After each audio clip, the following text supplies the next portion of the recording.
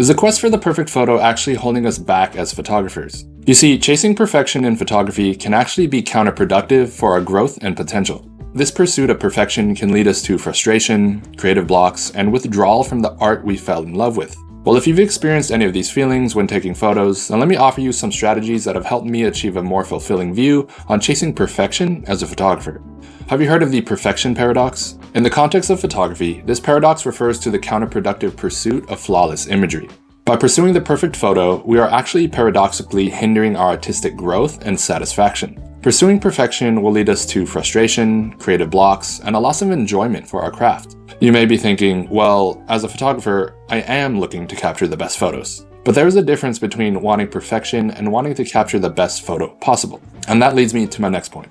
As photographers, we need to redefine success as not perfection, but capturing the best photo we possibly can at that moment, both technically and conceptually. Perfection is defined as a state of completeness, flawlessness, or supreme excellence. Going out on a photo shoot with the goal of flawlessness or supreme excellence is intimidating and a lot to ask in and of itself. If you look at the thought process behind the photographers of famous photos, you'll often find that it is not perfection they were seeking. For example, Steve McCurry, the photographer who photographed the famous Afghan girl photo, said he was just going to lunch when he found the girl. I was in one camp one morning and was literally on my way to lunch, and I heard these voices coming from a tent, which happened to be a girls' school. I asked the teacher for permission.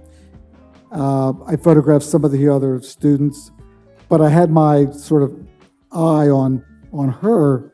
I just had to make sure the picture was in focus and sharp, and it just turned out to be something that changed my life. Steve McCurry didn't wake up that morning saying to himself, "Today I'm going to capture perfect photos." He just focused on capturing the best photos he possibly could at that time. So as mentioned, don't focus on perfection. Focus on capturing the best photo you possibly can at that moment, both technically and conceptually. On the technical side, this is about using your technical knowledge of camera equipment, settings, lighting, composition, etc. On the conceptual side, this is about planning the location, outfits, posing, and editing to suit your desired concept. So instead of heading out on a shoot and thinking that the photos you are about to take have to be perfect because they will define you for all of eternity, think more in terms of technical and conceptual terms and break it down from there. And this leads me to my 3 practical tips that will help you break free from the chase of perfection. The first tip is to identify the perfection. Most of the time, when we want to achieve perfection, we're already thinking about a certain photo or piece of art we're striving to achieve that is perfect in our eyes. For example, in this case, maybe it's another photo you saw taken by one of your favorite photographers that you think is perfect, and you want to take photos just like them. Well, instead of calling the photo perfect and trying to capture a photo just like them, identify the perfection. What about that photo do you think is perfect? Is it the lighting, the color grading, the subject's facial expression or pose? Once you identify what it is exactly that you like about the image that makes it perfect, then you can study that individual aspect and then try to achieve that aspect. For example, maybe in the photo you notice you really love the lighting. Well, find out what lighting they used. Did they use artificial lighting? What was the light setup? Did they use natural light? What time of day did they shoot, and what were the weather conditions? By identifying the actual aspect of the image that you find perfect, you can break down the image into smaller pieces and focus on getting better at each piece. This will allow you to set incremental goals that will encourage your growth and creativity as a photographer. The second tip is to lower the stakes. When heading out to take photos, it can be easy to think that what we're about to photograph is the most important thing in our lives, and that it's going to define our career for all of eternity. That can be a lot to bear when going to a shoot with this mindset. Instead, consider entering into the shoot with a less weighty point of view. Go into the shoot with a point of view that it's a small work, a beginning, not an end. The whole goal with the shoot is to complete the project so you can move on to the next one. And once you complete the next one, then moving on to the next one after that. Instead of thinking about every shoot as an end-all be-all, think of them as stepping stones, just leading you to your next work.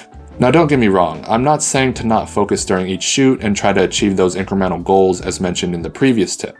All I'm saying is that oftentimes, going into a shoot with the idea of this has to be perfect is a mindset that approaches art with an end point of view opposed to a beginning point of view, where each shoot just leads to the next one. The goal of each shoot should be to accomplish it to the best of your ability so you can move on to the next one, and then the next one, and the next one after that.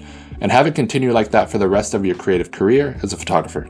The third tip is to have a growth mindset. Listen, even by setting incremental goals such as trying to use a certain lighting technique in a shoot or trying a new color grade during editing, you may not reach that goal. But this is where it's important you have a growth mindset. Every form of art and photoshoot is a work in progress. Think of every time you're about to take photos that you are entering an experiment. You will enter this experiment with your best foot forward, but whatever result you achieve, good or bad, will provide you with useful information that will benefit your next experiment. So even if you set out to achieve a certain goal during a shoot and it didn't exactly go as planned, reflect on why it didn't go as planned and then just try again next time. View each photoshoot as learning opportunities and welcome both good and bad learning opportunities, because that's how we grow.